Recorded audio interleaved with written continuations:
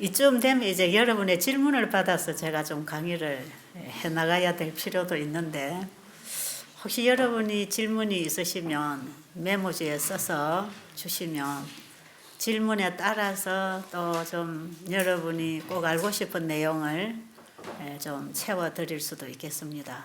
그래서 이왕에 오셨으니까 궁금한 거 좀 물어보시고 알고 가십시오. 자, 남은 자여 창조주 전하라. 남은 자들이 전하는 기별이 창조주 전하라입니다. 여러분 다 남은 자가 되고 싶습니까? 그런데 이 남은 자는 교파를 초월해서 나옵니다. 저는 이 교파를 초월해서 지금 초교파를 만나면서 참 남은 자로 준비되어 가는 백성들이 개신교회 안에, 천주교 안에, 불교 안에도 있다는 것입니다. 저는 여기 불교인들이 들어 많이 오잖아요. 그 불교인들이 그냥 맹목적인 미신처럼 믿는 게 아니고요. 정말 진리를 찾는 사람들이 있어요. 우리 어제 아래 조영은 집사가 한번 간증할 때 그분 이름을 얘기했는데, 그분을 정말 절에 가서 그분은 그냥 이 절하고 오는 이런 신앙이 아니라 절대자를 찾았다는 것입니다. 절대자에게 자기는 빌었대요. 누군가가 절대자가 있을 것이다. 그런데 그게 어디 있는지 누군지를 모르는 거예요. 그러니까 이제 따라 절에 갔다가 자기는 어떤 그 절대자에게 기도했대요. 절대자시여, 나에게 진리를 알게 해주세요. 절에 가서 그렇게 늘 기도했대요. 절대자여, 나에게 진리를 알게 해주세요. 그랬는데 그분이 여기에 왔어요. 환자로 왔어요. 환자로 왔는데, 이분이 바로 그 환자 세미나 끝나는 무렵에 이 세천사 세미나가 있다는 걸 알고 여기 참여를 했어요. 제가 볼 때는 이분이 불교 신자고 아직 신앙이 초보자인데, 지금 이 의료선교 세미나는 상당히 광범위한 성경을 지금 공부하고 마지막 하나님 일꾼 되게 하는 이런 세미나인데, 초보자가 과연 애기에게 찰떡 먹이는 양식이 되지 않을까, 이런 걱정이 좀 돼서 그냥 참석 안 하기를 바랬어요. 그런데 이분이 참석을 해야 돼요. 그랬는데 진짜 이분이 진리를 찾았어요. 절대자가 누군지를 알았어요. 절대자는 창조주구나. 창조주 그분만이 절대자이신 신이구나. 이걸 딱 잡고 나니까요, 막연하게 절대자 하던 것이 딱 축소돼서 한 분이 딱 잡히는 겁니다. 그렇겠죠? 그때부터 이제 성경을 공부하기 시작해요. 참 공부를 빨리 하더라고요. 준비된 영혼이라. 준비된. 하나님을 몰라서 그렇지 준비된 영혼들. 여기 오신 우리 개신교에서 여러분들 오셨는데 세천사라는 단어를 몰라서 그렇지 정말 참 하나님의 백성으로 준비되고 빛을 따라 신앙을 하고 가르치는 분들이, 뭐 세천사 기별 이해하는데 뭐 어렵습니까? 성경 펴고 이게 성경에 이거다 하면은 바로 짚는 거 아니겠어요? 그런데 이분이 그 세천사가 뭔지를 첫 세미나에서 배우고, 절대자가 창조주다. 그렇다. 우리를 만드신 분이 우리를 고치는 거, 구원하시는 거, 그게 정말 맞는 거다. 그래가지고 그분이 그 절대자를 알고 거기서 침례받았나요?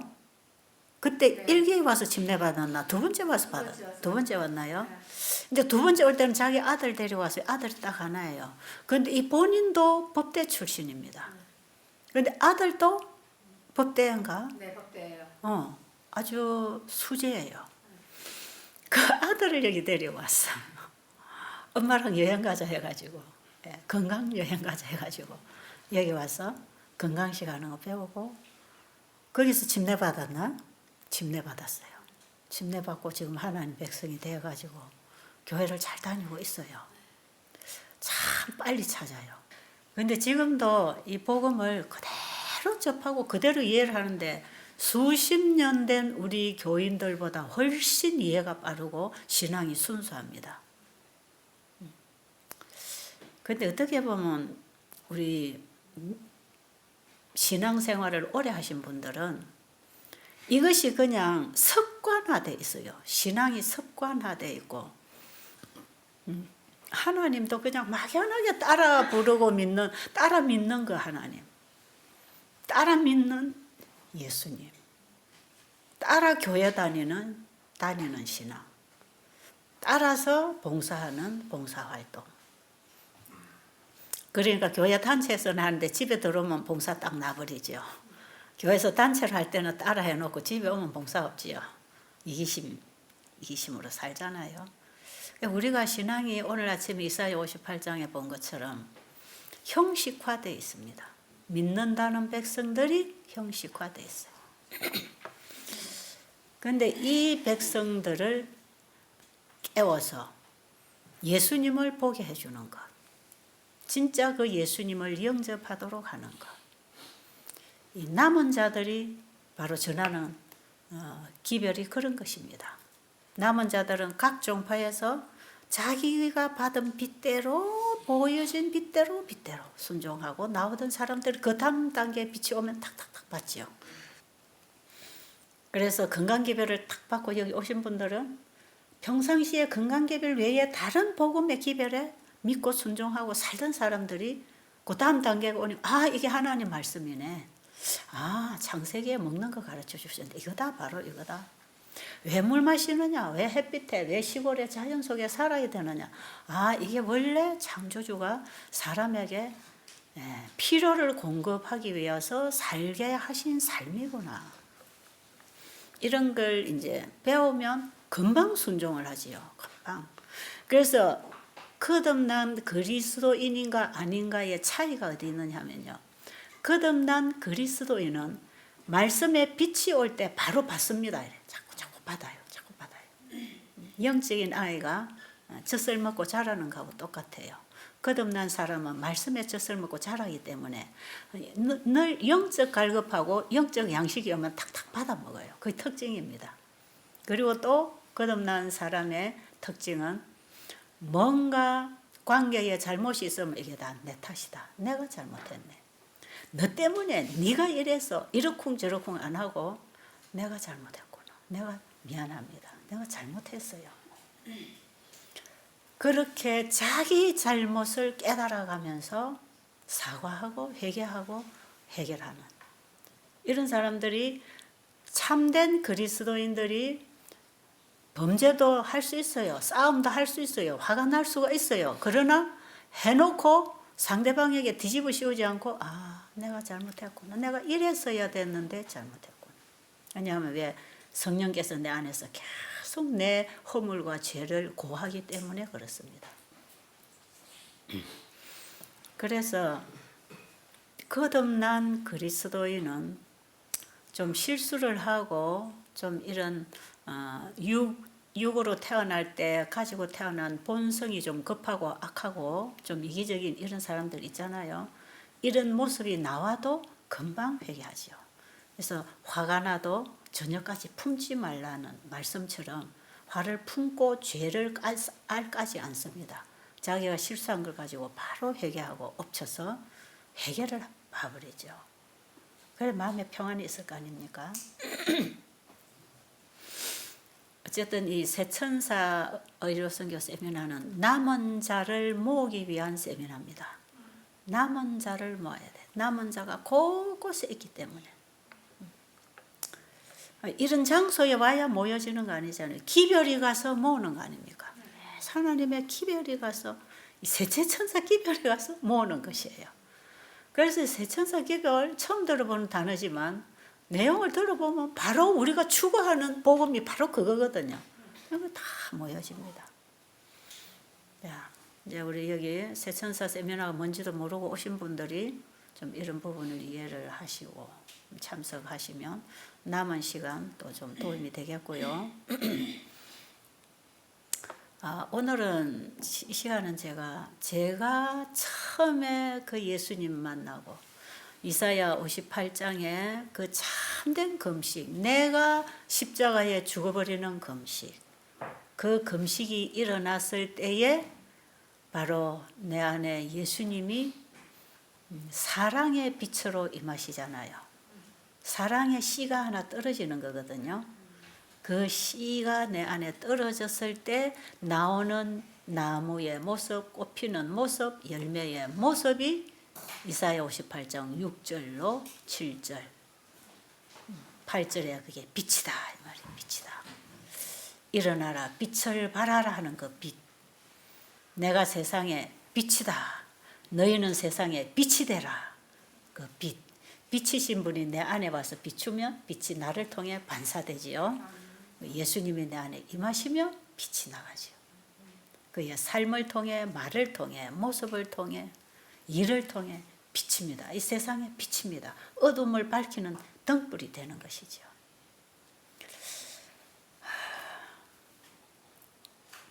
요즘에 제가 이 말씀을 보면 이 말씀은 내 얘기네. 이것도 내 얘기네. 우리 지금 조집사가 웃고 있는데 조집사가 저하고 오랫동안 교제가 있고 같이 지금 활동을 하니까 알잖아요. 제가 무슨 기별을 전하고 어떤 말을 하고 어떤 정신으로 일을 하고 사는지 옆에서 숨소리까지 다 듣고 앉아 있어요. 그래서 말씀을 딱 보다가 이거는 집사님 거다. 최 집사 거. 이것도 최 집사 거. 저한테 읽어줘요. 이거 원장님 거네. 그 제가 읽어보면 딱 내 경험, 내 감정이 그 그대로 쓰여 있는 거야. 내 거 방에다가 네 카톡에 딱 모아놔라 그랬어요. 그래가지고 말씀 읽다가 이거 원장님 거다 이거. 그거 딱 모아놔. 내 집에 갖다 넣어놔. 내 창고에. 저 사람 카톡 안에 내 창고가 하나 있어요. 그 창고에 그 끄집어 내보면 전부 그게 제 감정입니다. 그래서 제가 어제 아래는 그랬어요. 이건 나중에 다 꺼내가지고 내 감정지를 이렇게 딱 모아놓으면 이건 내 감정이다 바로 이거는. 예, 그런 얘기를 했는데 하나님의 말씀은 우리의 신앙생활하고 동떨어지지 않았습니다. 예, 다 내 거예요. 그걸 여러분이 여러분 걸로 만들어라 이 말이에요. 이거 내 거네. 그래서 이거 내 거네, 이거 내 거네. 여러분 일기장에다가 오늘도 이거 내 거네, 내일도 이거 내 거네 하고 갖다 모아보세요. 모아보세요. 수고하고 무거운 짐진 자들아 다 내게로 오라. 내가 너희를 쉬게 하리라. 나는 마음이 온유하고 겸손하니 나의 멍에를 메고 내게 배우라. 그리하면 너희 마음이 쉼을 얻으리라. 그걸 경험한 사람은 그 말씀 내 거다 말이에요. 이건 내 거네. 그래서 요즘에 바울이 쓴 편지 쓰들 이 믿음으로 말하면 너희의 복음, 그 바울의 감정이 간간히 나오잖아요. 나는 이래서 일꾼이 됐다. 나는 이런 복음을 전한다. 뭐 이런 거 바울이 자기 감정이 들어가면서 복음을 설명하잖아요. 그거 다 보면 이건 내 거네. 이것도 내 거네. 그래서 사실요. 그걸 다 주워 모으면 진짜 훌륭한 내 감정집이 되는 거야. 내 감정이 말씀하고 일치할 때 그게 하나님이 주신 감정입니다. 그죠? 내 감정도 내 경험도 말씀과 일치하는가 그걸 우리가 잘 확인해야 돼요. 왜냐하면 사단이 주는 뭐도 있어요. 뭐 꿈도 주고 희한한 거 주거든요. 하여튼 그런데 제가 처음에 예수님을 만나게 됐을 때 참된 금식, 나를 주님께 온전히 드리게 되는 그 복음을 만났을 때 내가 그분과 함께 십자가에 죽어지는 예수를 만났을 때 여러분 내가 죽어야지, 비워야지, 겸손해야지 내 힘을 안 됩니다. 내 힘을 안 돼. 예수님을 알면 내가 죽어집니다. 그러니까 예수님 빼고 되는 거 하나도 없어요. 성경에 이래라 저래라 하나도 예수님 없이 되는 거 없습니다. 예수님 보면 그게 됩니다. 내가 어떻게 그리스도와 함께 십자가에 죽나요? 바울이 어떻게 그 교만하고 그 똑똑한 일꾼이 그 자신만만했던 바리새인이 어떻게 자기가 죽나요? 예수님을 만나니까 죽어지잖아. 그렇죠? 겸손도 예수님 만나면 겸손해집니다. 예수님을 쳐다봐야 됩니다. 예수님. 그래서 우리의 시야에서 예수님 떠나면 안 돼요. 그 예수님을 십자가에 달려 돌아가신 예수님이 바로 내 죄를 가지고 돌아가셨다는 그 예수님을 보는 순간에 내가 죽어질까요? 죽어집니다. 그래서 예수를 믿는다. 십자가의 구원을 받아들였다는 것은 그리스도와 함께 내가 십자가에 죽을 때 받는 것입니다. 십자가의 기별은 내가 죽었구나 하는 걸 받아들이는 것입니다. 그래서 예수님이 십자가에서 우리에게 뭘 보여줍니까? 너희들도 나처럼 죽어야 부활할 것이다. 그거 가르쳐주지요. 예수님 우리를 위해 죽으시고 3일 만에 부활하셨죠? 우리에게 주시는 메시지가 너도 나처럼 십자가에 달려라. 죽어야 너도 부활한다. 예수님은 3일 만에 부활하셨지만 우리는 예수님 재림 때 부활할 겁니다. 그죠? 십자가의 기별은 죄인은 죽어야 된다는 거 가르쳐주는 겁니다. 내가 뻣뻣하게 살아있다는 것은 십자가를 아직 경험 못해서 그래요. 십자가 도를 몰라서 그래요. 네가 나와 함께 고난에 참여해야 나와 함께 영광에 참여할 것이다.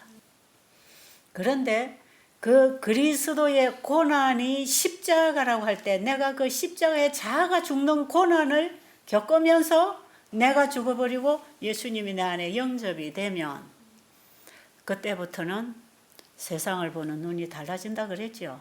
마음의 변화가 일어나지요. 예수님이 영혼을 보는 것처럼 보아집니다. 그러니까 다른 일은 눈에 안 보이고 저 영혼들에게 복음을 전해야 되겠다는 생각밖에 없어요. 제가 그런 마음이 막 일어나면서 그 말씀에서 내가 이제 뭔가 진리를 찾고 말씀대로 순종을 하고 싶으니까 말씀을 막 이제 공부를 하겠죠. 창세기 1, 2, 3장에 세천사 기별과 건강 기별이 다 들어있다고 했는데 이 세천사 기별과 건강 기별을 오늘날 우리 시대의 개인의 경험에서 실질적인 생활로 접목할 수 있도록 수만 가지로 풀어서 써준 글이 엘렌 G 화이트 여사 글 속에 다 있어요. 어제 누가 간증하면서 뭐 연애신 하는 표현을 했는데 사실은 그 연애신 표현이 번역이 잘못됐어요. 영감의 글입니다. 영감의 글. 영감의 글을 한국말로 번역할 때 그걸 연애신 이렇게 번역한 게 잘못됐다는 거예요. 영감의 글입니다. 엘렌 G 화이트 여사가 쓰신 글이 다 영감의 글이에요. 우리도 영감 받을 수 있습니까? 그래서 우리도 영감의 글을 쓸 수 있습니까? 영감적인 설교를 할 수 있습니까? 예, 똑같은 영감을 받은 분이에요, 그분이. 영감을 받아서 이 성경 전체의 그 빛을 자기의 영감으로 받아서 이걸 써서 우리에게 주었고, 때로는 그분에게 이 계시를 받을 수 있는 그런 축복이 있어서 특별하게 그분에게는 그런 계시를 받을 수 있는 은혜를 받은 분이에요. 그런데 그분의 이 글이 전부 우리로 하여금 성경으로 인도하는 작은 빛, 큰 빛을 보면 눈이 부셔서 잘 안 보이지요. 성경에 우리가 성경이 예수님을 얘기하고 있지만 이게 너무 큰 빛이라 잘 몰라요. 그런데 세면 빛을 우리 앞에다 보내서 큰 빛에 들어가도 자연스럽게 빛을 볼 수 있도록 그렇게 세면 빛으로 우리를 성경의 예수님께로 인도하는 책입니다. 그게 참 좋지요. 여러분 그 책을 저는 권해드립니다. 한번 여러분 구해서 읽어보세요. 정말 좋아요. 그랬는데 그 책에 보면 오늘날 의료 선교를 하기를 원하는 사람들이 어떻게 건강 원칙을 생활에 실천해야 되는지를 창세기 1장의 그 창조 과정을 통해서 창조 때에 하나님이 창조해 주신 신선한 공기, 깨끗한 물, 청결, 운동, 절제, 적당한 식사, 순결한 삶, 하나님을 의지하는 믿음. 요즘 흔히 뉴스타트 한다고 그러는데 거기는 이런 부분들을 요약해서 글자 순위대로 쓰느라고 뉴스타트라고 얘기하지만 사실 그게 건강 원칙들, 창조 때부터 하나님이 주신 건강 원칙들입니다. 그 창조 시에 하나님이 우리 인간을 창조하시고 인간이 그 자연의 혜택을 받고 그 자연을 통하여 우리를 살리고 계시는 그 창조주 하나님을 믿는 믿음을 통해서 우리가 올바른 그리스도인의 삶을 살도록, 사실 죄가 들어오기 전에는 하나님의 백성으로 사는 생활이 거기 다 있습니다. 창세기 1, 2장까지는 죄가 들어오기 전이에요. 죄가 들어오기 전에도 안식일이 있었습니다. 죄가 들어오기 전에 창세기 2장 1절로 3절에 그 안식일 회복, 그 안식일을 회복해야 되는데 그 안식일은 창조의 기념일로 세워놓은 거 아닙니까? 그죠? 네. 그래서 창조주를 믿는 신앙을 하는 예배일입니다. 창조의 기념일. 자, 그런데 오늘 아침에 제가 이사야 58장과 새천사의 사업 얘기 말씀드렸는데, 이 이사야 58장의 그 경험을 통해서 창세기 2장에 있는 안식일 회복을 하는 것입니다. 범죄하기 이전부터 있던 안식일, 그 쉼, 그 회복, 그것이 바로 이사야 58장에 보니까 참된 금식, 내가 그리스도와 함께 십자가에 죽고 그리스도가 내 안에 임함으로 그리스도의 형상을 회복하는 삶으로 하나님 창조주께 영광을 돌리는 백성이 나오겠다 이 말이에요. 그렇죠? 잘 알아들으셨나요? 제가 얘기가 좀 어렵습니까? 최대한 제가 이 농축해서 쉽게 말씀을 드리려고 노력합니다. 그런데 양이 너무 많아서 여러분들이 때로는 조금 부담이 될지 모르겠는데 제가 자꾸 반복해서 얘기할 때 여러분이 정리를 잘 하세요. 자, 그래서 이 엘렌 G 화이트 여사가 바로 창세기 1, 2, 3장에 있는 그 새천사 기별과 건강 기별을 성경을 통해 다 풀어놓은 걸 이분이 다시 재조명해서 밝히 깨닫도록 해줬기 때문에 성경과 이분의 글을 같이 보면 훨씬 이해가 빠르다. 저는 개인적으로 그렇게 도움을 받고 있습니다. 또 그런 목적에서 하나님께서 이런 글을 주셨다고 생각이 들고요. 뭐 예언의 신 해가지고 그걸 신으로 신봉하지 않습니다. 번역 잘못됐어요. 신이 아닙니다. 영감의 글을 우리에게 주셨고, 엘렌 G 화이트 여사는 우리 재림교회 교주도 아닙니다. 그분은 원래 감리교인이었습니다. 감리교인이었는데 1844년에 이 대재림운동이 일어난 거 혹시 여러분 아시나 모르겠네요. 뭐 기독교 역사를 공부하신 분들은 아실 거예요. 밀러주의자들에 의해서 2300주의 예언 연구와 함께 1844년에 예수님 재림한다는 재림운동이 일어났을 때, 그때의 엘렌 화몬, 그 아가씨가 남편이 화이트이에요. 엘렌 화몬 이 아가씨가 16살 때인가 바로 그 재림운동에 아버지와 어머니와 함께 다 참석했어요. 그 부모님들이 다 감리교인이었고 그때는 안식일 교회가 없었습니다. 그 재림운동 이후에 재림운동에 가담한 각 교파의 진실된 지도자들이 한 20여 명인지 모르겠어요. 소수의 남은 무리들, 재림운동의 대실망으로 끝나고 거기에서 남은 무리들이 모여서 왜 재림이 되지 않았나? 왜 우리가 이런 대실망을 겪는 이 재림운동을 했어야 됐나? 그 부분을 알고 싶어서 더 깊이 말씀을 연구하다가 성소가 정결하게 된다. 2300주야 끝에 성소가 정결하게 된다는 말씀이 다니엘서 8장 14절에 있는 말씀이잖아요. 그 예언을 가지고 재림운동을 했고 성소가 정결하게 된다는 사건이 예수님의 재림이라고 착각을 해가지고 재림운동을 일으켰는데, 그때에 예수님이 재림을 하시는 게 아니라 성소를 정결하게 하는 마지막 사역을 하신다는 걸 알려줬단 말이에요. 아침에 제가 말씀드렸죠. 우리의 죄를 받고 용서하고 칭의를 입고 성화의 경험을 한 사람들의 죄를 도말하면은 이제 성소가 다 정결하게 되는 것입니다. 그렇죠? 첫째는 내 마음 성소에 죄가 끝나니까 성소가 정결하게 되고, 그 다음에 하늘 성소, 하늘이 다 하나님 계시는 성소인데 하늘 성소에 죄가 끝나버리는 것이죠. 그래서 죄를 끝내는 일이 성소가 정결하게 되는 일이고, 예수님이 이 땅에 십자가의 양으로 죽으시고 자신의 피로 하늘 성소에 들어가서 성소의 사역을 하시고, 대제사장으로 지성소에 들어가서 지성소 사역으로 죄를 끝내버리는데, 바로 예수님이 하늘 지성소에 들어가서 우리의 죄를 도말하고 끝내버리는 마지막 사역에 들어가는 것을 이 땅에 알리는 예언이 2300주야 끝에 성소가 정결하게 된다는 다니엘에게 준 2300주야 예언입니다. 그게. 그래서 그 예언 공부를 우리가 하면 참 재밌어요. 예, 언제부터 이렇게 해서 이때가 1844년.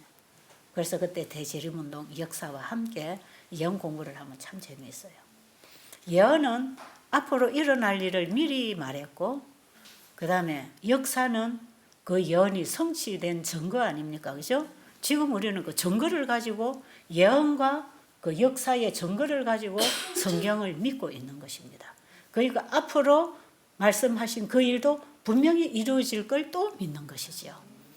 그래서 예언을 미리 주신 것은 그 예언이 성취될 때 이 말씀이 사실인 것을 믿도록 하기 위해서 중요한 말씀들을 하나님이 미리 선지자들을 통해서 말씀해 주신 내용들이 성경에 기록이 되어 있는 것입니다. 자, 그래서 그 엘렌 G 화이트 여사의 글을 저는 이렇게 생각하지요. 자, 하나님께서 이스라엘 민족을 출애굽시켜서 모세를 시내산으로 부르셔가지고 두 돌비에 10계명을 주셨잖아요.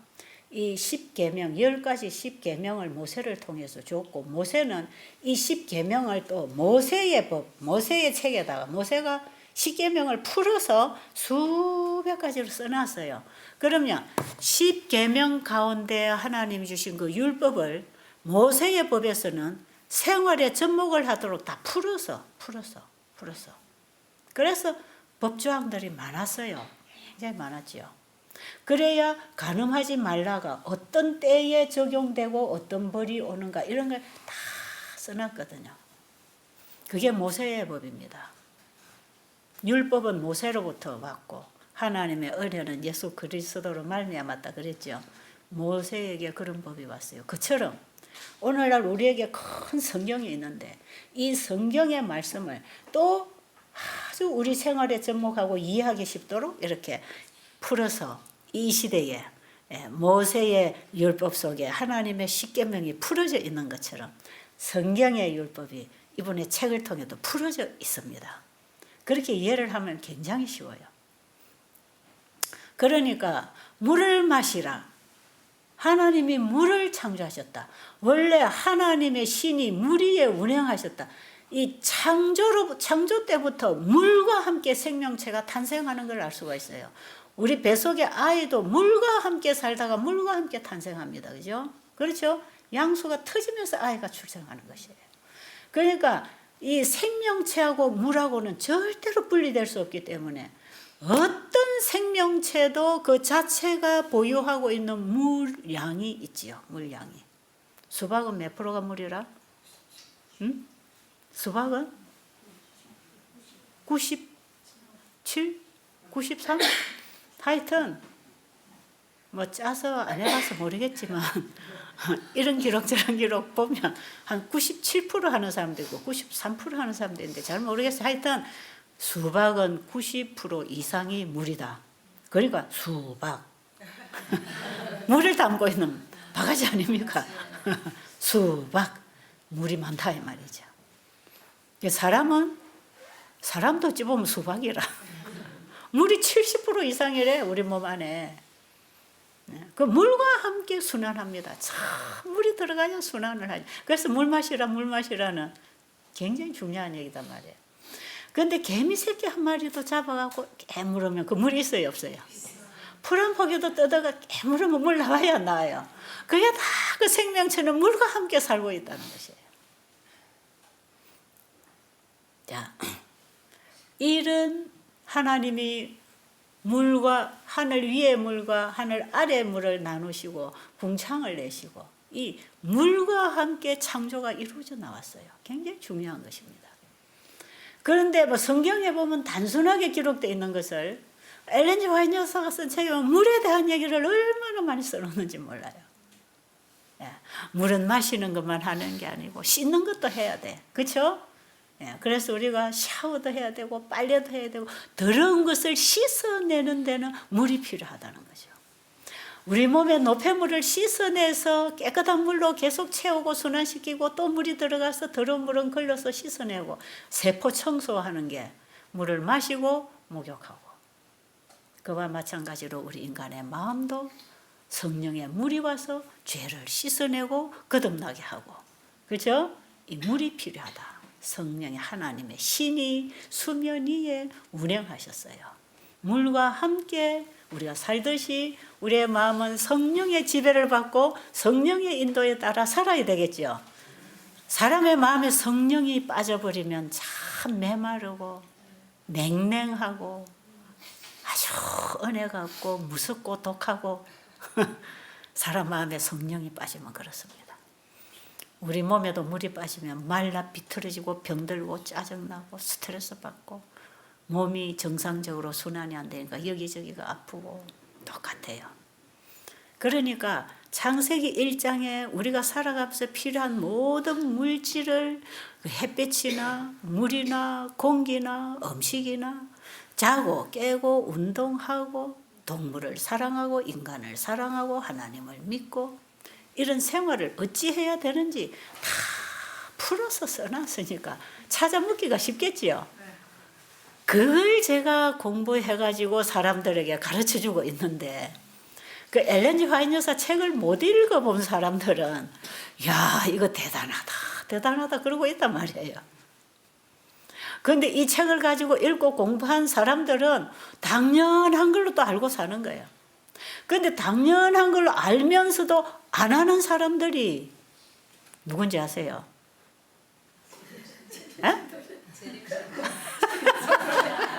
여러분이 말했습니다. 내가 말한 거 아니야. 나 돌 맞을까 봐 말하네. 이거 다 가지고도 알면서도 안 하는 사람들이 있어. 그게 누구라고요?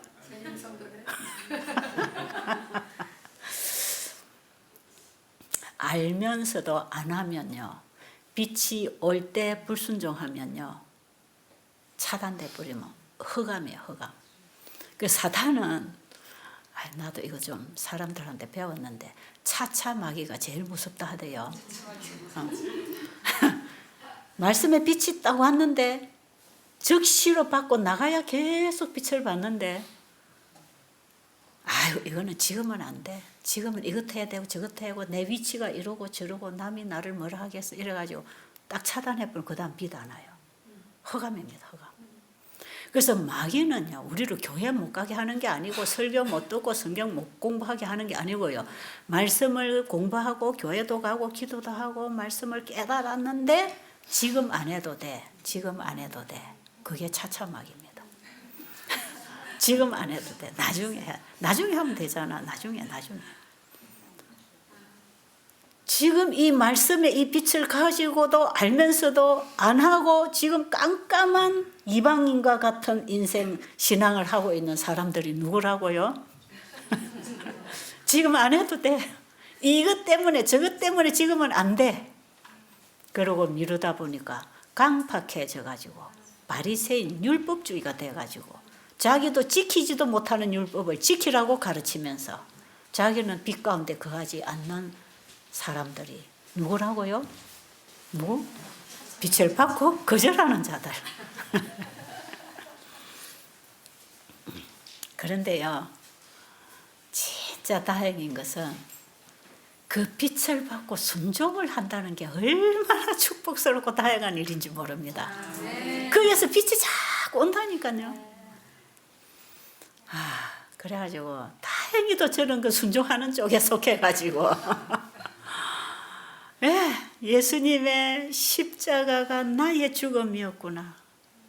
그게 내 자아가 포기되고 나더니 예수님이 사랑으로 내 안에 역사하니까 예수님 사랑합니다. 그 고백을 갖고 눈물 줄줄 흘리고 주님이 뭐라고 말씀하시는지 그것만 귀를 기울이고 성경을 보니까 말씀이 순종하고 싶어지더라 이 말이에요. 그래가지고 주어지는 말씀을 따라 순종을 하고 싶은데 이 순종을 어찌 해야 될지도 몰라. 어떻게 적용을 해야 될지를 몰라. 가난한 자를 먹이고 병든 자를 돌아보고 배고픈 자를 먹이주고 옥에 갇힌 자를 돌아보고 네 이웃에게 가장 소외되고 어려운 자들을 돌봐주는 게 나를 돌봐주는 거다 하지만 그걸 구체적으로 어떻게 봉사를 해야 될지 또 잘 모르잖아요. 그런데 그 엘렌 G 화이트 여사가 쓴 책에 보면 구호봉사, 치료봉사, 그리스도인 선교봉사 하는 이 봉사 책 3개가 있어요. 요즘에 또 번역된 게 의료봉사 이런 책이 있는데 이 전부 엘렌 화이트 저서입니다. 이게. 근데 제가 처음에 구호봉사 책을 읽으면서 이웃에 불쌍한 사람을 이렇게 도와야 되는 거구나. 이게 참된 종교구나. 그 다음에 선교봉사를 읽으면서 예수님은 선교봉사의 모본입니다. 그죠? 우리를 구원하기 위해서 우리에게 천국 복음을 전하기 위해서 예수님 오셨잖아요. 그러니까 구호봉사, 선교봉사, 치료봉사의 의료봉사의 모본이 예수님이라. 그 예수님이 우리에게 주신 모본을 우리가 어떻게 생활에 실천해야 되는지를 또 다 가르쳐 준 게 엘렌 G 화이트 저서에 다 쓰여 있어요. 제가 여기까지 된 것은 바로 그 말씀 때문입니다. 제가 특별해서가 아니에요. 어떤 그 개신교회 목사님이 기도원을 하시는 목사님이 오셔서 본인도 이런 기도원을 하고 싶대요. 환자를 이렇게 치료해서 이렇게 복음을 전하는 기도원을 하고 싶다고 찾아오셨어요. 그래서 저를 보고 그래요. 원장님은 어떻게 이런 일을 알고 시작했습니까? 그래서 제가 목사님이 알지 못하는 책이 저한테 또 하나 있습니다. 그게 뭡니까? 그래서 이 책을 가르쳐줬죠. 성경을 봐서 잘 안 보이면 여기를 보면 성경이 잘 보입니다. 성경이 잘 보여. 사복음서에 예수님이 사복음서에서 뭐 한 절 한 절 속에 지나가 버리니까 잘 모르죠. 시대의 소망이라고 하는 책에 보면 예수님의 그 모든 일하는 그 모든 모습을 그림으로 보는 것처럼 다 써놨어요. 아, 이 말씀은 이런 상황에서 이런 말씀을 하셨고, 이 말씀은 이런 상황에서 하셨구나. 예수님의 어머니와 형제들이 문 앞에 왔다고 누가 제자가 와서 예수님에게 당신의 어머니와 형제들이 왔다 하니까 예수님 당장 뭐라 그랬죠? 누가 내 형제고 자매냐? 하나님의 뜻대로 행하는 자가 내 형제요 자매다. 예. 그때 이미 자기 형제들은 예수님을 거절했거든요. 하나님의 뜻대로 안 하는 사람들. 그런데 하나님의 뜻을 알고 그대로 살려는 사람들에게 예수님 그 말씀 바로 하시잖아요. 그러니까 어떤 상황에서 이런 말씀을 하셨나를 너무 잘 그려놨죠. 그래서 저는 이 두 책을 가지고 씹어 먹으면서 연구를 한 거예요. 사실요, 제 입에서 나오는 말이나 제 사상이나 이런 생각은요, 그 말씀이 내 속에 기록이 돼갖고 지금 나오는 것입니다. 그게 이게 내 것이 아니고 하나님이 주신 영감, 영감을 통해서 주신 말씀을 그냥 제 입으로, 제 경험으로, 간정으로 전해드리는 것 뿐이에요. 그러니까 이 말씀을 제가 깊이 새기고 씹어먹고 깊이 새기고 씹어먹고 그것을 또 살고 경험하고 이것이 내 뇌리 속에 내 신비에 이게 다 기록이 되니까 제가 이번에 인도에 가서 보이다 안 하는 이 할머니가 나와가지고 하루 종일 강의를 하잖아요. 그 사람들 보면 신기하겠죠? 성경책을 펴서 읽는 것도 아닌데 성경을 막 읽어주고 그들도 우리와 같은 성경과 엘렌 G 화이트 저서를 읽고 있는 사람들이에요. 그래서 얘기를 하니까 어떤 분이 나와서 간증할 때 그러대요. 저 미세스 초이는 머릿속에 도서관이 하나 들어있다. 도서관이 하나 들어있다고 간증을 했어요. 우리 저 조이가 통역을 해줘서 제가 들었는데 이 머릿속에 도서관이 하나 들어있다 그래요. 근데 그 소리를 가만히 듣고 보니까 하도 많이 읽고 씹어 삼키고 이걸 생활 속에서 경험하고 이것이 진짜로요 도서관에 하나의 책이 만들어져 가지고 성경책이 경험의 책으로 만들어져 가지고 이게 기록이 돼 있는 거예요 이게. 그러니까 성경을 펴고 누구 책을 펴갖고 읽지 않아도 그 내용과 사상이 그렇게 흘러서 내 언어로 전달이 되는 거 아니겠어요? 이건 내 게 아니다 말이에요. 근데 이렇게 내 머릿속에다가 도서관을 하나 차리려면 평상시에 어떻게 되겠어요? 하나님 말씀을 그냥 씹어 먹어야 됩니다. 저는 이 말씀을 연구할 때 새벽 한 2시 되면 잠 깨면 잠 안 들어요. 말씀이 막 돌아다니니까. 아, 이 말씀이 저기도 있었지? 저기도 있었지? 갖다 보태서 이해를 하면 탁탁탁 깨달아지거든. 그래가지고 이게 다 하나 깨달아져 갖고 고리가 하나 딱 걸리면 그때부터 좋아가지고 벌떡 일어나서 막 춤을 추지요. 와, 바로 이거였구나, 이거였구나. 이러면서 제가 성경 공부를 다 했어요. 그러니까 이런 것들이 내 속에, 머릿속에 신비에 기록된다 그러죠.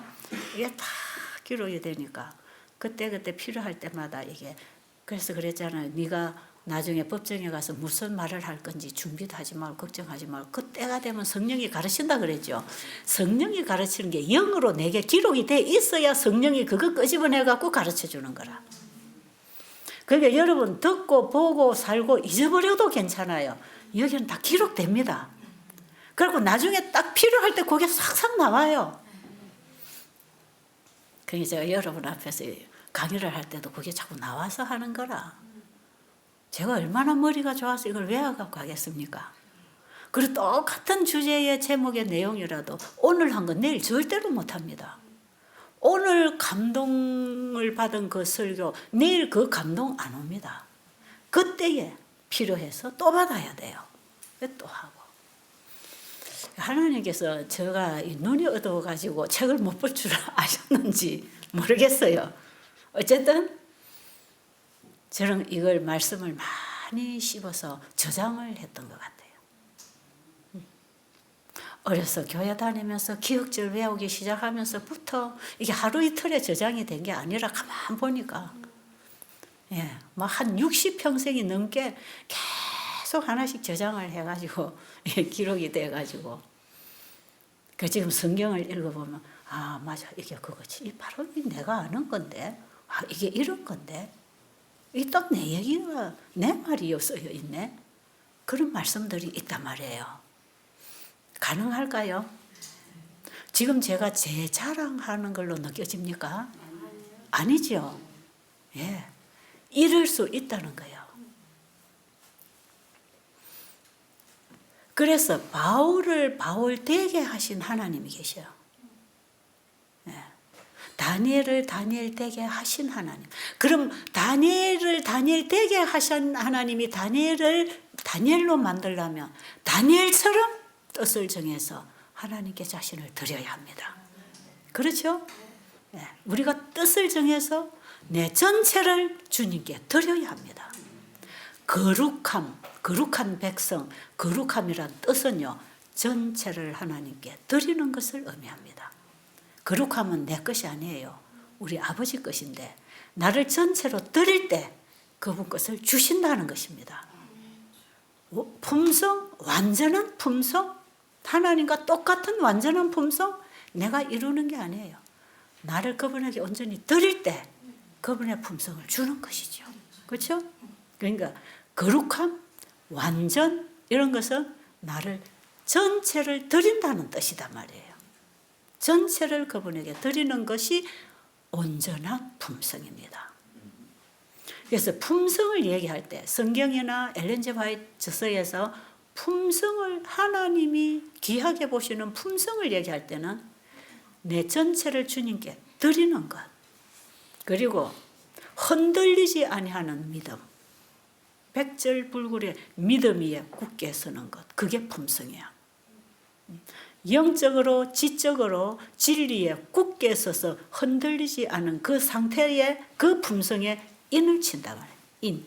이 하나님이 내 거다. 자, 우리가 거룩해질 수 없고 완전한 사랑의 품성을 우리가 만들어낼 수 없어요. 우리가 하늘에 들어갈 자격을 우리가 창조해낼 수 없습니다. 그런 능력이 우리에게 없습니다. 내 노력으로 불가능합니다. 근데 나를 그분에게 드릴 때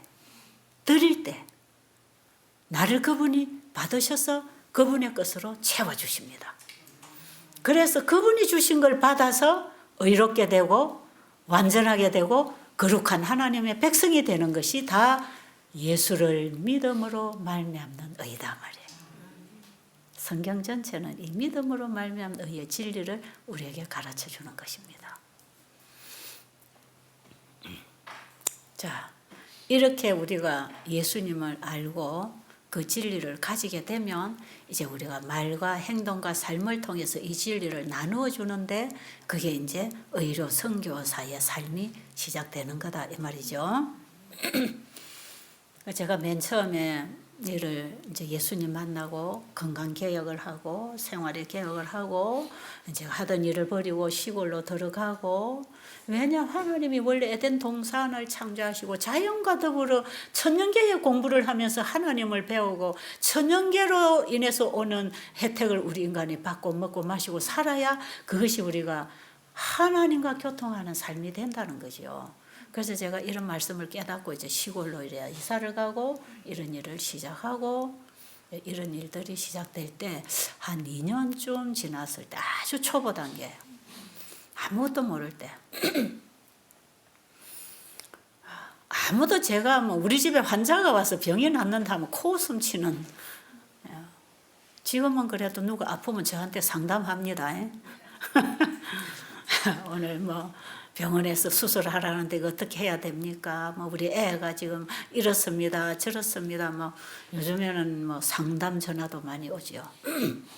그건 제가 1, 2년 됐을 때 제가 뭐 아는 게 있나요? 아무도 모르고 인정도 안 되고 그냥 저는 평범한 교회 이어집사고 아무것도 모르는 사람인데 우리 집에 교도소 죄수들도 오고 배고픈 사람도 오고 환자도 오고 제가 봉사하고 우리 집에서 우리 방을 오픈하고 사람을 모아서 내가 봉사할 때 말이에요.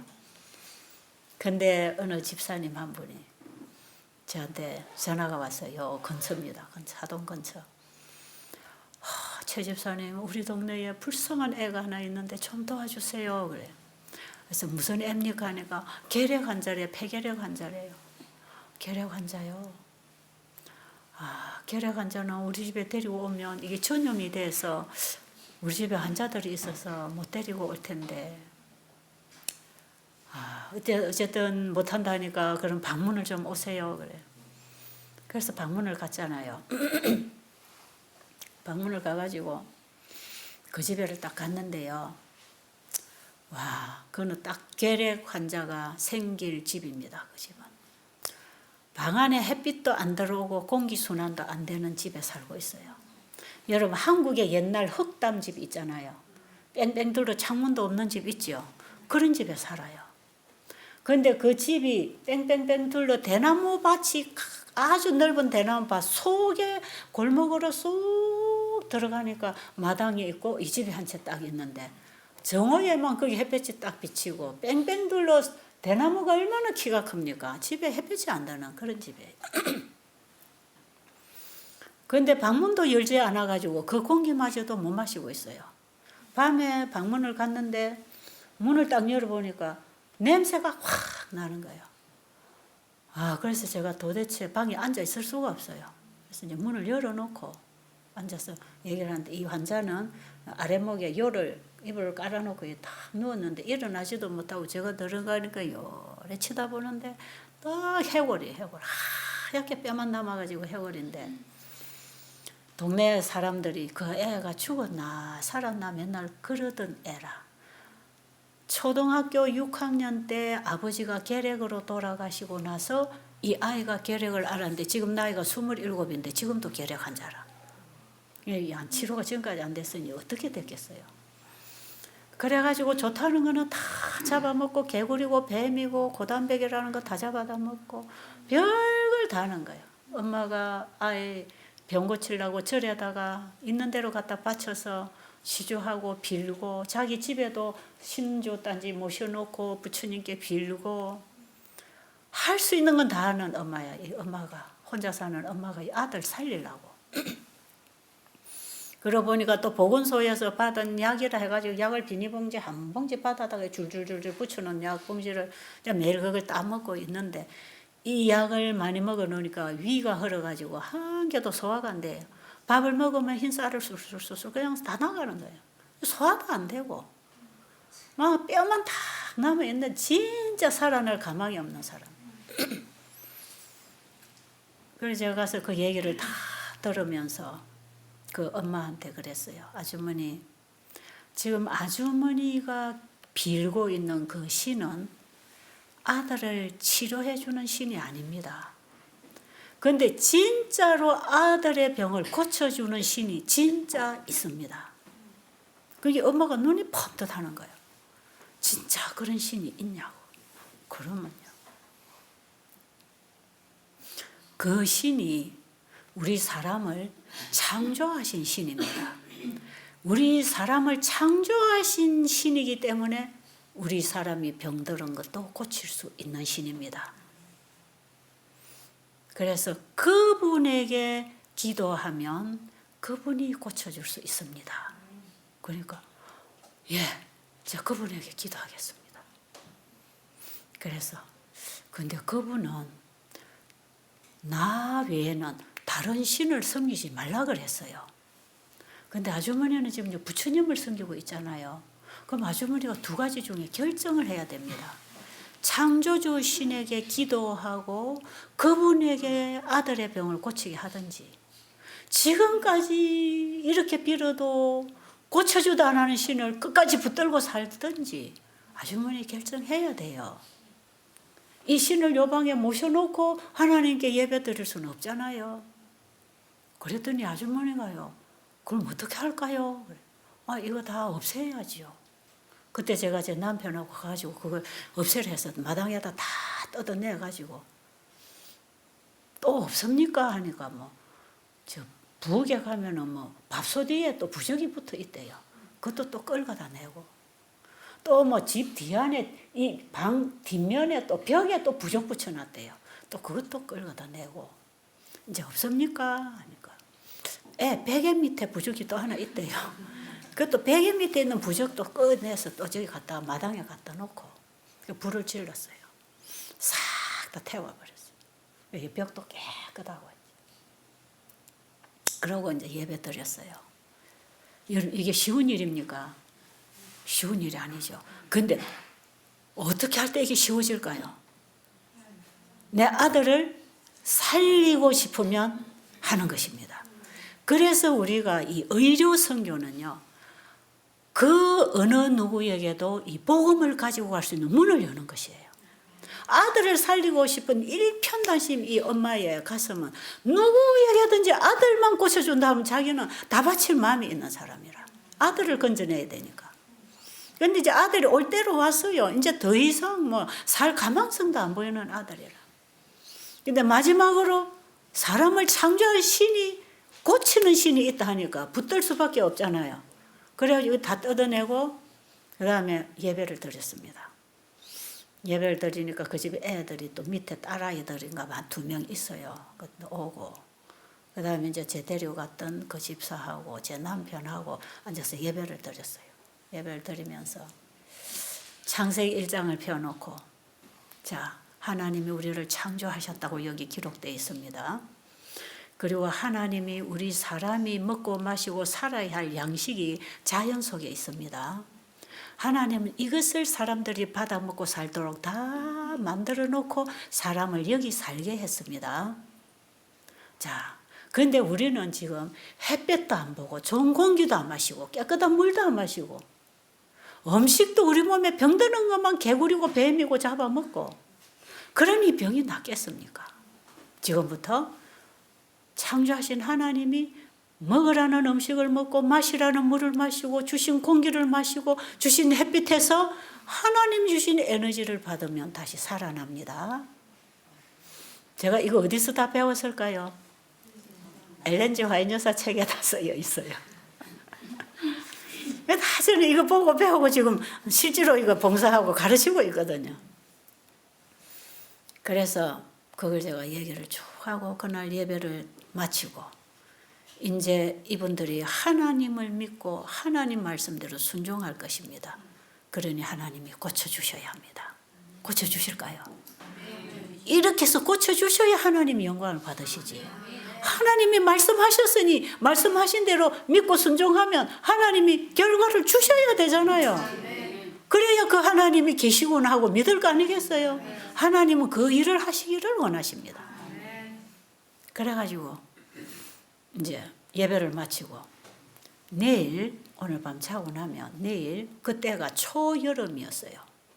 내일은 이 아이를 업고 저 산에 뒷동산에 자리를 하나 갖다 깔아놓고 애가 걷지도 못해요. 일어나 앉아있지도 못해. 운동을 안 해가지고 다 굳어버렸어요. 그래가지고는 산에다 소나무 밑에다가 이 자리를 돗자리를 갖다 깔아놓고 거기 아들을 갖다 눕혀놓으세요. 그리고 이 아들이 입고 있던 옷이나 베개나 이불이나 전부 다 뜯어서 물에 빨아가지고 햇볕에 다 바삭바삭 말려가지고 그리고 방 안은 하루 종일 문을 열어놓고 공기를 다 집어넣고 청소를 구석구석 깨끗하게 하고 그 다음에 아들이 산에서 오후에 내려오면 이불에 눕도록 깨끗하게 해주고 아들이 산에서 내려오면 목욕을 깨끗이 시키고 그리고 하루 종일 아무것도 먹지 말고 지금 먹어도 설사 쫄쫄하니까 먹지 말고 위를 쉬게 해주는 게 훨씬 회복이 잘 되니까 약 먹지 말고 음식 먹지 말고 오늘 하루 종일 그냥 물만 깨끗한 물을 갖다 마시게 하라. 가르쳐줬어요. 그래놓고 이제 그 다음날 저녁에 제가 그 집에 또 방문했어요. 낮에는 우리 집에 환자들이 몇 사람 있으니까 또 봉사하고 밤에는 그 집에 가서 또 도와주고 저녁에 가니까 애가 와서 누워있는데 방 안 공기가 신선해요. 아 오늘 잘 하셨네. 오늘 햇볕에 나가서 누워있으니까 어땠냐 하니까 아 좋았어요.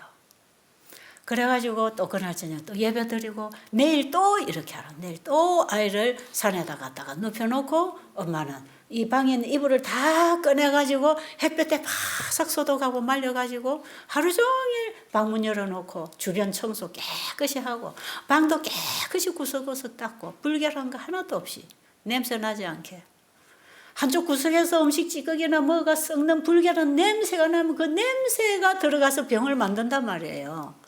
우리가 마시는 자연에 쏘는 향기도 치료제가 된다고 해놨어요. 그러니 우리가 마시는 공기가 자연에서부터 와야 될 거 아닙니까? 그런데 가두어진 공기에 그 독소를 자꾸 방 안에서 마시고 있으니 어떻게 이 몸이 살아나겠어요? 그래가지고 그 다음날 가보니까 또 갖다 눕혀놨어요. 그래 이틀을 하고 그날 저녁에 가니까 애가 배가 고프다요. 그래서 배가 고프다 해서 그러면 과일을 그냥 먹이면 위가 다 흘러 있으니까 일단은 주스를 짜가지고 이걸 조금씩 먹이라. 그래가지고 다음 날은 또 위에다 눕혀놓고 또 집에 와서 여전히 하루 종일 햇볕 넣고 공기 넣고 이래가지고 또 아이를 데려다 눕히는데 3일째 가니까 애가 지가 걸어 내려왔어요. 엄마가 업어다 주고 업고 오고 첫날은 그랬는데 나중에는 3일째 되니까 걸어 내려와서 하는 말이 그늘 밑에 엄마가 눕혀놓고 갔는데 가고 나니까 춥더래요. 그러니까 추우니까 햇볕으로 기 나간 거라. 기 나가가지고 햇볕에 가서 누워있다가 또 뜨거워. 햇볕이 뜨거워. 계속 쪼이니까. 그럼 또 지가 또 기 와서 또 그늘에 와서 또 누워있네. 살라고. 추우니까 햇볕으로 기어 나가야지 어떡해. 그 햇볕이 뜨거우니까 또 그늘에 가서 좀 더 식혀야지 어떡해. 그리고 밥을 안 주고 물만 갖다 놓고 먹으라니까 그것만 또 먹는 거라. 그래 깨끗한 공기 마시지요. 햇볕 마시지요. 그 자연으로부터 오는 그 나뭇잎, 풀잎, 향기 마시지요. 자연에서 오는 소리를 듣지요. 깨끗한 물을 마시지요. 그리고 자기가 일어나서 살라고 움직여 보니까 움직여진단 말이에요. 환자는 아프면 가만 눕혀놓고 간호를 해야 된다고 착각하지 마시기 바랍니다. 환자를 움직이지 않도록 하는 것은 환자를 돕는 일이 아니고 환자를 해치는 일이다 그랬어요. 이분 책에 보면 정말 필요한 말씀 많아요. 그래서 환자는 무조건 움직여야 된다. 환자는 필요에 의해서 힘을 받게 돼 있는데 환자가 일 안 하고 안 움직여도 먹고 지낼 수 있으면 절대로 안 움직이고 싶은 게 환자인데 자기가 움직여야 될 필요가 생기면 움직이는데 움직일 때 힘을 받는다. 힘을. 그래서 힘이 약한 사람일수록 힘을 써야 힘이 생기는 거고 힘이 있는 사람도 힘을 안 쓰면 있는 힘도 잃어버려요. 이거는 모든 원칙이 다 그렇습니다. 있는 걸 나눌 때 부유해지고 사용할 때 많아지고 개발되고 힘은 자꾸 써야 돼요. 그래서 여러분 노동판에서 힘을 많이 쓴 사람이 힘이 셀까요? 공직에 앉아서 입으로나 손가락만 움직여가지고 일을 한 사람이 힘이 셀까요? 예? 예, 노동판에서 일하는 사람은 힘을 많이 썼는데 힘이 세고 근육질이 세잖아요. 힘을 쓸수록 얻습니다. 나눌수록 받는 것입니다. 그래서 환자는 움직여야 돼. 움직이고 운동을 해야 돼. 자꾸 써야 돼. 뭔가를 나누어 줘야 돼. 그 얘는 자기 혼자 있으니까 아무도 업어다가 안 주니까 지가 기어가는 거라. 일어나야 되니까 일어나고 기어가야 되니까 기어가고 그러다 보니까 집에 갈 때 되니까 지가 슬슬 걸어내려 온 거지 뭐. 그래 방 오늘 지가 걸어왔다는 거예요. 그래가지고 그때서부터 이제 과일을 하루 이틀 먹이다가 또 이제 현미밥을 해서 먹이다가 한 일주일쯤 되니까 설사를 안 해요. 그냥 먹는 대로 대변을 보는 거예요, 얘가. 그래가지고 일주일 만에 갔더니 이제 매일 저녁 가는데 일주일 만에 갔더니 얘가 그래요. 오늘은 내가 산에서 그 깨밭 매는 아줌마한테 가서 깨밭 한 고랑 매주고 왔대요. 옆에서 아줌마가 땀을 뻘뻘 흘리고 깨밭을 메고 있는데 지도 가서 풀 뽑고 해줬다는 거예요. 그 아주머니가 얼마나 좋아하겠어요. 근데 얘가 흙을 만지고 햇볕에서 땀을 흘리고 일을 하니까요. 몸에 힘이 살아나는 거라. 그리 될까요? 안 될까요? 네. 여러분 환자 만나면 이렇게 하라고 지금 제가 얘기해 주는 거예요. 5분 지났어요? 응? 5분 지났어요. 11시 5분입니까? 네. 11시 반에 우리 두 번째 강의 시작인데 10분 안에 마칠게요. 20분 쉬고 오늘 조금 작게 쉬면 되니까. 그래가지고 한 달쯤 되니까 얘가 다 살아나 버렸네. 통통하게 살이 쪘어요. 한 달 만에. 제가 한 번은 안식일 오후에 방문했더니 팔을 이렇게 90 올려놓고 요만치는 더 붙었습니다. 그래. 그걸 보니까 얼굴도 통통해졌어. 아니 이거 안 먹다가 많이 먹어갖고 얼굴이 부은 거 아닙니까? 네, 그랬어요. 그랬더니 아닌데요. 보세요. 붓지 않았어요. 눌러보더니 하나도 안 벗어요. 이 살이에요. 아니 근데 한 달 만에 사람이 이렇게나 살이 정상으로 회복될 수 있나요? 내가 나중에 알았는데요. 결핵 환자들은요. 결핵균이 죽어버리면요. 금방 살이 쪄요. 금방 회복합니다. 결핵이 생겨가지고 뼈만 남은 사람들은요. 결핵균이 죽어버리면 금방 회복해. 살찝니다. 그걸 제가 나중에 알았어요. 그런데 얘가 그냥 그 길로 살아나 버렸어. 그리고 그 온 집안 식구가 그 하나님 믿기 위해서 이제는 교회로 다니죠. 하나님 이미 믿기 시작했고 교회로 가지요. 교인이 됐어요. 일주일쯤 되니까 1년 되니까 이 엄마가 아들을 데리고 우리 집에 왔어요. 원장님 우리 아들 병도 고쳐줬으니까 우리 아들 좀 중매 좀 해주세요. 장가를 보내야 되겠대. 그래서 나는 사람 중매는 못하거든요. 믿을 수가 없어서 못해. 근데 제가 딱 한 분만 중매합니다. 누구지요? 저는 그 한 분은 100% 중매해도 실수 안 하니까 이분은 믿으세요. 중매하지요. 제가 사람은 중매 못하는데요. 믿을 사람이 있어야지요. 그래서 병도 제가 고친 게 아니고 하나님이 고쳐주셨잖아요. 그러니까 중매도 하나님이 하실 겁니다. 하나님께 기도하세요. 그러고 보냈어요. 보냈는데 이 애들이 이 식구들이 교회로 나니까 교회 목사님이 가만 보니까 얘를 진짜 장가를 보내야 되겠거든. 이제 병도 나았고 일도 잘하고 씩씩해졌으니까 근데 보세요. 재산이 있습니까? 학벌이 있습니까? 장가를 보내려면 무슨 건덕지가 없어. 누구 처녀가 그 오겠냐고 시골에. 그런 게 이제 교회에서 교인들이 인원을 해가지고 얘를 취직을 시켜줬어. 저기 천안에 가면 삼육두유 공장이 있습니다. 우리 재림교단에서 하는 식품 공장이에요. 여러분 삼육두유 나오는 그거 말이에요. 그 삼육두유 공장에다 얘를 취직을 시켜줬네. 그러니까 1년도 안 돼서 아가씨를 하나 데리고 와서 결혼을 했잖아요. 그래가지고 지금 잘 살고 있어요. 이제 나이가 이제 50이 넘었지 훨씬. 60이 다 돼가나 모르겠네. 애들 다 커서 잘 살고 있습니다 지금. 그렇게 살 수 있단 말이에요. 만드신 분이 고치시는 거. 내가 그분을 믿어야 사람에게 소개를 할 수 있잖아요. 근데 우리가 그분을 이렇게 소개를 못하는 것은 내 믿음이 없어서 그렇습니다. 하나님은 자기 이름을 위하여 그 일을 하십니다. 나를 위해서가 아니라 내가 그분을 얘기하고 있고 그분의 말씀을 전가하고 있기 때문에 그분의 말씀이 이루어져야 말씀하신 분이 영광을 받으시죠. 그리고 그 사람이 그분을 믿게 될 거 아닙니까?